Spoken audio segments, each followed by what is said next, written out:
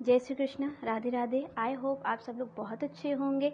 चलिए, पिछली बार चर्चा हमारी निष्काम कर्म योग पे हुई थी। सांख्य योग में 2 योगों का वर्णन किया गया है, एक तो ज्ञान योग और दूसरा आपका निष्काम कर्म योग। अब यहाँ पर चैप्टर 3 की ओर हम चलेंगे और थोड़ा सा सांख्य योग की चर्चा थोड़ी सी हम और करेंगे यहाँ पर।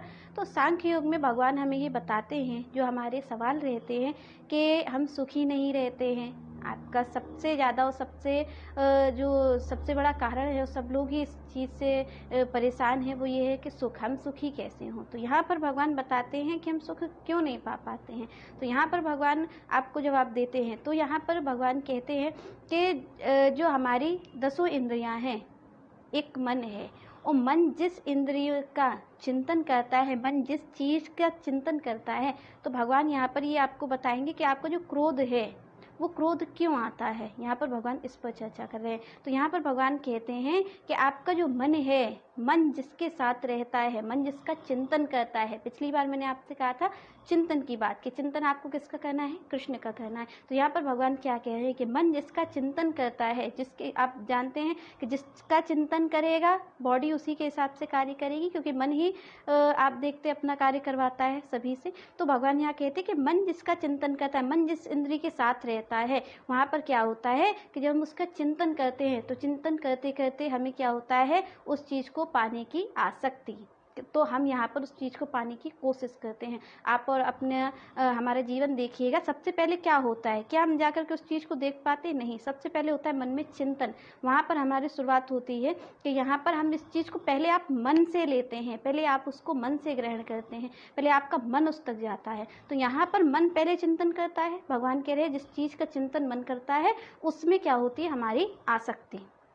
तो जब हमारी आसक्ति हो जाती है, और जब आसक्ति होती है हमारी उस चीज़ के लिए, कि हमारा मन किया कि हमें ये चीज़ खानी है, मान लीजिए आइसक्रीम खानी है आपको, और आपके मन ने पहले ही किया है, मन ने चिंतन किया आइसक्रीम खाएंगे। उसके बाद क्या होता है, जब आप उस आइसक्रीम को खाने जाते हो, क्योंकि उसकी आप में आसक्ति हो जाती है, आप उसकी तरफ आसक्त हो के हमें ये चाहिए ही है, और उसके बाद वो चीज़ जब आपको नहीं मिल पाती है, उसमें विघ्न पड़ता है, तब आपको क्या होता है, क्रोध आता है, जो कि हमें सबको ही आता है, गुस्सा सबको ही आता है। और आप ही कहते हैं क्रोध आने का क्या कारण है, तो ये कारण है आपके क्रोध आने का कि मन आपका चिंतन करता है उस चीज़ का। जब मन चिंतन करता है तो उसके प्रति आप आसक्त हो जाते हैं उस चीज़ को लेने के लिए, और जब वो चीज़ आपको नहीं मिल पाती है कोई कारणवश, तो आपका क्या होता है, क्रोध उत्पन्न होता है। और यहाँ भगवान कह रहे हैं कि जब क्रोध उत्पन्न होता है तो क्या होता है, सबसे पहले जो हमारी स्मृति शक्ति होती है, जो हमारी सोचने की क्षमता होती है, वो सबसे पहले खत्म हो जाती है। यहाँ पर भगवान क्या कह रहे हैं कि जब क्रोध आता है, तो क्रोध में आप और हम क्या कहते हैं, जब हमें गुस्सा आता है तो क्या हमें कुछ याद रहता है, हम क्या कह रहे हैं, क्या नहीं कह रहे हैं, क्या हम कर रहे हैं, क्या नहीं कर रहे हैं, तो क्या आपको कुछ याद रहता है, हमें कुछ याद रहता है, नहीं रहता है। क्योंकि जब भगवान इस चीज़ को कह रहे हैं कि जब क्रोध आता है तो क्रोध में हम हर चीज़ को भूल जाते हैं, हमारी स्मृति शक्ति भ्रमित हो जाती है। और जब स्मृति शक्ति भ्रमित हो जाती है तो इंसान क्या करता है, फिर जब उसकी स्मृति शक्ति नहीं होगी तो वो कुछ भी करेगा, अधर्म की ओर चलेगा, कहीं पर भी कुछ भी कार्य करेगा। तो यहाँ भगवान कह रहे हैं कि जब स्मृति शक्ति भ्रमित हो जाती है तो वो अपने पथ से क्या होता है, हट जाता है। स्मृति शक्ति भ्रमित होती है तो वो जो कार्य कर रहा होता है, धर्म का भी कर रहा हो, चाहे धर्मी हो चाहे अधर्मी हो, यहाँ पर भगवान सबके लिए कह रहे हैं कि जब स्मृति शक्ति भ्रमित होगी, जब आपकी सोचने की क्षमता खत्म हो जाएगी, जब आप गुस्से में होंगे, आप इस चीज़ को एक्सपेरिमेंट कर सकते हैं। आप अपना, अगर आप थोड़ा सा अपने आप पर ध्यान देते होंगे तो आप समझते होंगे कि जब हम गुस्से में होते हैं तो क्या हम किसी चीज़ का ध्यान रखते हैं, हम किससे क्या बोल रहे हैं क्या नहीं बोल रहे हैं, किसी भी चीज़ का ध्यान रख पाते नहीं, क्योंकि वहाँ पर स्मृति शक्ति हमारी भ्रमित हो जाती है। जब स्मृति शक्ति हमारी भ्रमित हो जाती है तब हमें पथ अधर्म का है, धर्म का है, हमें कुछ समझ में नहीं आता और हम चल पड़ते हैं। तो यहाँ भगवान कहते हैं कि जब स्मृति शक्ति भ्रमित हो जाती है तो इंसान कुछ भी करता है, और जब वो कुछ भी करता है तो वहीं पर वो गलत कार्यों को भी करता है। जब उसकी स्मृति शक्ति भ्रमित होगी और वो गलत कार्यों को करेगा, और जब वो गलत कार्यों को कर रहा है तो वो सुखी कैसे हो सकता है। भगवान कह रहे हैं कि उसके जीवन में सुख कैसे हो सकता है, जो गलत कार्यों को कर रहा है, जो अधर्म से चल रहा है। पर आपने क्यों किया, इसके मूल में क्या था, मन। आपका मन गया गलत चीज़ की ओर, पहले तो आपका मन गया, और मन जाने के बाद क्या होता है कि उस चीज़ को पाने की आपकी आसक्ति, और कोई कारणवश आपको वो चीज़ नहीं मिली तो आपके क्रोध का उत्पत्ति हो जाती है, आपका क्रोध उत्पन्न होता है। और क्रोध उत्पन्न होने के बाद आपकी स्मृति शक्ति भ्रमित हो जाती है। जब भ्रमित स्मृति शक्ति आपकी हो जाएगी तो आपको अच्छा बुरा ये कोई चीज़ आपको समझ में नहीं आएगी। और जब आपको अच्छा बुरा का पता नहीं होगा तो आप कहीं पर भी चल देंगे। यही कारण है आपके सुखी ना होने का, कि आप कहीं पर भी चल देंगे। आपकी स्मृति शक्ति भ्रमित है, आपके विचार की शक्ति भ्रमित है, आप भ्रम में हैं, आपको सही गलत का पता नहीं है, तो आप कहीं पर भी चल देंगे। आपकी स्मृति शक्ति जो होती है वो आपकी भ्रमित हो जाएगी। तो यहाँ पर इसलिए भगवान बता रहे हैं, आपको पूरा सीरीज से बता रहे हैं कि क्यों होता है ये सब। तो यहाँ पर भगवान कह रहे हैं जब उसकी स्मृति शक्ति भ्रमित हो जाती है तो वो कुछ भी कार्य को कर सकता है। और जो विचार ही नहीं कर रहा है, यहाँ पर फिर बात विचार की आ रही है, जो विचार करने की जिसकी शक्ति खत्म हो गई है, जो विचार नहीं कर पा रहा है, वो फिर सही डिसीजन कैसे लेगा, वो धर्म के पथ पे कैसे चलेगा। और जब वो धर्म के पथ पे चल ही नहीं रहा है, गलत पथ पे चल रहा है, तो फिर उसको शांति कैसे हो सकती है, उसे सुख कैसे हो सकता है। आप बताइए, आप कोई गलत कार्य करेंगे तो क्या आप सुखी हो सकते हैं? नहीं हो सकते। पर मूल में कारण क्या है? मन ने गलत चीज़ को चुना है, मन उसकी ओर भागा है। और फिर मन की जब पूरी नहीं हुई तो फिर उसके जो क्रोध उत्पन्न हुआ है उससे सारी कहानी आपकी होती है। तो यहाँ पर आपको अच्छे से पता चल गया होगा कि क्रोध क्यों आता है और हमारे जीवन में सुख क्यों नहीं है। क्योंकि जब स्मृति शक्ति भ्रमित होती है, हम विचार नहीं कर पाते हैं, तो हम कुछ भी करते हो। जब हम कुछ भी करते हैं तभी हम अपने दुखों को जन्म देते हैं और हम सुखी नहीं हो पाते हैं। तो यहाँ पर भगवान जो सबसे पहली बात करे, कल भी मैंने बात की थी आपसे कि पहली बात विचार करिए, दूसरी बात समर्पित होइए। बिल्कुल आपको अर्जुन की बात, ये जो आप गीता सुन रहे हैं, अगर गीता आप अर्जुन समझ के अपने आप को सुनेंगे, आप ये कहेंगे कि अर्जुन की जगह हम हैं और भगवान हमसे कह रहे हैं, तो आपको ये चीज़ ज़्यादा अच्छे से समझ में आ पाएगी कि यहाँ पर भगवान कह रहे हैं। एक तो कह रहे हैं समर्पित होने के लिए, जिस पर चर्चा कल हमने की थी कि कैसे समर्पित हुआ जाए। अगर आपने कल का वीडियो नहीं देखा है तो आप जा करके देख लीजिएगा कि यहाँ भगवान कह रहे हैं कैसे समर्पित हुआ जाए। और दूसरी बात भगवान कह रहे हैं विचार, स्मृति शक्ति आपकी भ्रमित नहीं होनी चाहिए। और स्मृति शक्ति से जो आपकी स्मृति शक्ति है उसके मूल में क्या है? मन। आपने अभी जाना ना, मूल में क्या है? मन संग कर रहा है, मन आपका गलत संग कर रहा है, इस वजह से आप गलत कर रहे हैं। तो आप कोशिश करिए, कल वाली ही बात पे फिर आती हूँ कि कोशिश करिए कि भगवान के चरणों में आपका मन रहे, जो वो कहीं इधर उधर भटके नहीं और आप सुखी हो पाएँ। यहाँ आपने सुन लिया कि सांख्य योग था, सांख्य योग यहीं पर पूरा करते हैं। यही भगवान ने कहा है यहाँ पर कि आपको किस तरीके से मन को कंट्रोल करना है, कृष्ण के चरणों में समर्पित करना है। अब हम आगे चलेंगे तीसरे अध्याय की ओर। तीसरे अध्याय का नाम है कर्मयोग। यहाँ पर भगवान ज्ञान योग, उसके बाद निष्काम कर्मयोग, अब यहाँ पर भगवान कर्मयोग की बात कर रहे हैं। कैसा कर्म? भगवान अर्जुन से बता रहे हैं कि आपको कैसा कर्म करना है, क्यों करना है कर्म, यहाँ कर्म की ज़रूरत क्या है। तो यहाँ पर भगवान क्या कह रहे हैं कि अर्जुन, आपके हमारी तरीके भ्रमित होते हैं भगवान की दो बातों को सुन करके। आप भी भ्रमित हुए होंगे कि पहले ज्ञान योग की चर्चा, उसके बाद निष्काम कर्म योग की चर्चा, उसके बाद फिर से कर्म योग की चर्चा। तो यहाँ पर भगवान क्या कह रहे हैं कि कर्म योग में भगवान बता रहे हैं अर्जुन को, और अर्जुन हमारे और आपके तरीके भ्रमित हो रहे हैं। तो अर्जुन पूछते हैं भगवान से कि भगवान आप ये बताइए कि जब आप ये कह रहे हैं कि ज्ञान योग उत्तम है, ज्ञान योग क्या है आपको पता ही है कि भगवान कह रहे हैं कि भाई ज्ञान तो यही है कि आत्मा ना तो मरती है न जीती है, न उसे कोई जला सकता है न सुखा सकता है। यही भगवान कह रहे हैं। नैनम चिंदन्ति शस्त्राणि नैनम दहति पावका, यही भगवान कह रहे हैं। तो यहाँ पर आत्मा की जब भगवान ये परिभाषा दे रहे हैं तो अर्जुन वही कह रहे हैं हमारे और आपकी तरीके कि ये बताइए भगवान कि जब आप कह रहे हो कि ज्ञान योग श्रेष्ठ है, ज्ञानी होना चाहिए, तो फिर आप ये कर्मों में हमें क्यों लगाते हो? आप हमसे ये क्यों कह रहे हो कि युद्ध करना जरूरी है? तो यहाँ पर भगवान समझाएंगे कि कर्म क्यों जरूरी है। तो यहाँ पर भगवान अर्जुन से कहते हैं कि अर्जुन, मैंने पहले आपको ज्ञान योग की चर्चा की, फिर निष्काम कर्म योग की चर्चा की, अब मैं कर्म योग की चर्चा करता हूँ। तो यहाँ कर्म योग, कर्म क्यों करना है? तो भगवान कहते हैं कि यहाँ पर मैं खुद भगवान हूँ, फिर भी मैं स्वतंत्र नहीं हूँ, यहाँ पर मुझे भी कर्म करना पड़ता है। अब आप देखिए, अब जो गीता आप सुन रहे हैं ये भगवान ने कर्म ही तो किया है। अगर अर्जुन को ये उपदेश ये नहीं दिए जाते तो फिर आज गीता सुनने को नहीं मिलती।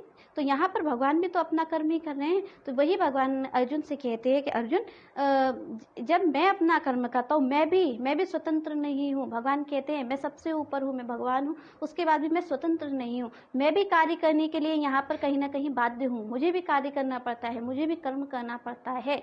तो यहाँ पर भगवान को भी कर्म करना पड़ता है, तो फिर हम कर्म से कैसे छूट सकते हैं। तो भगवान ने यह कहा कि मैं भी कर्म करने के लिए बाध्य हूँ। वो अर्जुन मान लो आप एक बात, आप ज्ञान योग की बात कह रहे हो, तो यहाँ पर एक बात आप जान लो और मान भी लो कि अगर मान लो आप कोई काम नहीं करते हो, आप बैठे हो, तो क्या आप बैठे रहोगे? ठीक है, आप शरीर से बैठे हो, आपका शरीर कोई काम नहीं कर रहा है, आप बैठे हो, पर क्या आपका मन भी काम नहीं करेगा? आपका जो मन है वो तो कार्य करेगा, वो तो जाने कहाँ कहाँ का चिंतन करके ले आएगा और कहाँ का चिंतन करके आपको क्या से क्या करवा देगा। तो आपका मन तो चिंतन करेगा ना। आपका मन ऐसा नहीं है कि आप ये कह दो कि मन कोई चिंतन नहीं करे, मन कार्य में लगा है। आप कार्य करो मत करो, आप अपने आप को बांध के क्यों ना डालो, आपका मन कार्य करेगा, क्योंकि मन नहीं रोका जा सकता है। भगवान यह कह रहे कि अर्जुन मान लो आप ज्ञान योग की बात मान लोगे और कार्यों को नहीं करोगे, तो आप ये बताओ क्या मन कार्य करना रोक देगा? तो नहीं रोकेगा, क्योंकि मन तो कार्य करेगा। तो भगवान यहाँ कह रहे हैं कि सब लोग यहाँ पर मन के हैं इतने, जो मन अट्रैक्ट करता, जो मन कहता है, तो उसी तरीके, या फिर मैं ये कहूँ कि मन के गुलाम हैं हम सब, आप सब। तो यहाँ पर मन तो कुछ ना कुछ करवा लेगा। तो भगवान ये कहते हैं जो इंसान का जीव का स्वभाव है वो बस इतना सा है कि वो मन के हिसाब से चलता है। अगर मन आपका ऐसा नहीं हो सकता कि आप कार्य नहीं कर रहे हो, मन भी कार्य ना करे, मन तो कार्य अपना करेगा। तो भगवान कहते हैं कि कार्य तो होगा ही होगा। अर्जुन तुम आज कुछ मत करो तो भी तुम्हारा मन कार्य करेगा। तो भगवान यहाँ कह रहे मन तो कार्य करेगा, मन को आप नहीं रोक सकते, तो मन तो अपना कार्य करेगा।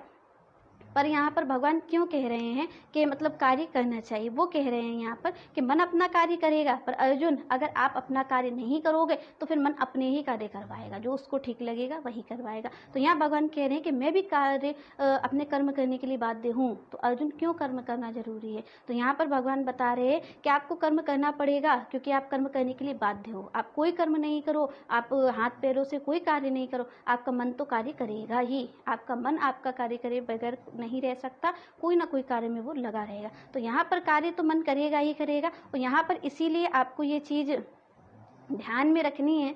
तो यहाँ पर भगवान बोलते हैं कि अगर कार्य आप नहीं करोगे तो भी आपका मन तो कार्य करेगा, इसलिए आप कार्य आपको करना ही पड़ेगा। और यहाँ पर कोई भी ऐसा नहीं है जो कार्य नहीं करता। तो यहाँ भगवान देवताओं का एग्जाम्पल देते हैं। भगवान ये कहते हैं कि अर्जुन जो देवता लोग हैं वो भी बिना कार्य किए नहीं रहते हैं, तो आप कैसे रहोगे? तो यहाँ पर अर्जुन से कहते हैं भगवान कि अर्जुन जो देवता लोग हैं, जो यहाँ पर यज्ञ किया जाता है वो देवताओं तक मिलता है, तो देवता अपना कार्य भी तो करते हैं। आप देखते हो वायु देवता हवा चलाते हैं और सारे देवता सूर्य देवता भी यहाँ पर आते हैं, रोशनी करते हैं, पूरी दुनिया को रोशन करते हैं। तो ये भी तो अपना कार्य कर रहे हैं। भगवान कह रहे देवता लोग भी कार्य करने के लिए, कर्म करने के लिए बाध्य हैं। तो अर्जुन आप क्यों नहीं कार्य करोगे? आप कैसे कर्म से मुक्ति पालोगे? तो यहाँ भगवान कहते हैं कि जो कार्य देवता लोग के लिए क्यों किया जाता है, जब हम यहाँ पर यज्ञ करते हैं, भगवान कहते हैं जो यज्ञ भगवान होते हैं, जो यज्ञ किया जाता है, यज्ञ जब हम करते हैं तो यज्ञ की जो होती है, हम आहुति डालते हैं, वो सबके नाम से ही डालते हैं, सारे देवताओं के नाम से डालते हैं, और तब वो देवता पुष्ट होते हैं। और जब वो देवता पुष्ट होते हैं तो हमारे लिए क्या करते हैं देवता? देवता हमारे लिए बारिश करते हैं। जब हमारे यहाँ खेती की जाती है तो वहाँ पर बारिश देवता लोग ही तो करते हैं। वो देवता लोग क्यों करते हैं? क्योंकि पहला कर्म हम क्या करते हैं? यज्ञ करने का। हम यज्ञ में उनकी आहुति देते हैं, वो वहाँ पुष्ट होते हैं, यहाँ पर हमारे लिए बारिश करते हैं। यहाँ पर भगवान इसीलिए कह रहे हैं कि कोई भी ऐसा नहीं है जो बाध्य नहीं हो, सारे लोग कर्म करने के लिए बाध्य हैं। इसलिए अर्जुन अपना कर्म तो तुम्हें करना पड़ेगा, क्योंकि यहाँ पर देवता लोग भी अपना कर्म कर रहे हैं, यहाँ पर सारे अपना कर्म कर रहे हैं। भगवान कह रहे हैं कि यहाँ अगर आप ये कहो कि कुछ भी कोई नहीं कर रहा है, तो यहाँ पर अगर आप, और संतों ने एक बहुत बढ़िया बात कही है, तो यहाँ पर संतों ने कहा है, यहाँ पर संतों ने बहुत एक अच्छी बात कही है, आपको बताना चाहूँगी। संतों ने कहा है कि रोटी के पीछे आटा है क्षीर सा, और आटे के पीछे चक्की की तान है, और चक्की के पीछे गेहूं, तो गेहूं के पीछे वर्षा, पर वर्षा के पीछे तो आज भी भगवान है। आप यहाँ पर प्रमाणित संत करते हैं, संत अपना प्रमाण दे करके कहते हैं कि कैसे आज भी भगवान है। आज आप ये कह दें कि भगवान उस वक्त अपना कार्य कर रहे थे, आज नहीं कर रहे हैं, तो आप यहाँ बहुत बढ़िया संतों ने प्रमाण दिया है, प्रमाणित किया इस बात को कि कर्म योग क्यों करना है, भगवान क्यों कर्म के लिए कह रहे हैं, क्योंकि यहाँ पर संतों ने बहुत बढ़िया एग्जाम्पल आपको दिया है। आप कहते हो हम रोटी खा रहे हैं,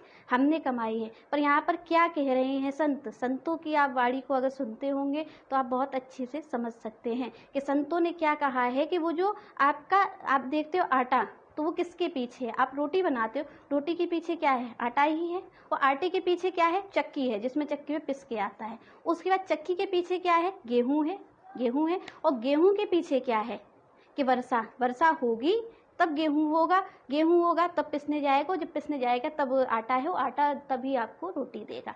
तो यहाँ पर आप जो देख रहे हो प्रोसेस, वो वर्षा के पीछे कौन है? वर्षा के पीछे तो आज भी भगवान है। यहाँ पर आप देखिए भगवान कल कार्य नहीं कर रहे थे, आज भी कार्य कर रहे हैं। तो यहाँ पर जब भगवान कर्म कर रहे हैं तो भगवान वही अर्जुन से कह रहे हैं, वही संत हमसे कहना चाहते हैं अपनी वाणी के द्वारा कि यहाँ पर कर्म तो आपको करना पड़ेगा, आप कर्म करने के लिए बाध्य हो। यहाँ पर भगवान इसी चीज़ को अर्जुन को समझाने की कोशिश कर रहे हैं कि आपके लिए कर्म क्यों जरूरी है। यहाँ आपने भी समझा होगा कि यहाँ पर कर्म क्यों जरूरी, कर्म की क्या प्रधानता है। आप बिना कर्म करे रह ही नहीं पाएंगे। आप ये सोचे भी कि हम कर्म नहीं करेंगे, हम अच्छा कर्म नहीं करेंगे, आपने ये सोच लिया कि हम अच्छा कर्म, जब भगवान ज्ञान की चर्चा कर रहे हैं, ज्ञान योग की कह रहे हैं, तो अब तो हम ज्ञानी बनेंगे।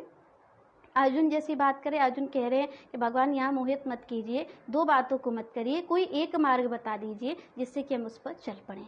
तो भगवान यहाँ पर अर्जुन मोहित है, यहाँ पर हम सब भी मोहित हो, हमको भी ये लगेगा कि अगर ऐसी ही बात है तो हम ज्ञानी बनेंगे, हम कर्म नहीं करेंगे। पर आप ये बताइए, आपका शरीर ही तो कर्म नहीं करेगा, मन तो आपका कर्म करेगा ही करेगा। तो यहाँ पर भगवान वही कह रहे हैं कि मन तो कार्य करेगा, इसलिए उस मन को अगर आपको कंट्रोल करके रखना है तो आपको सही कार्य में शरीर को लगा देना।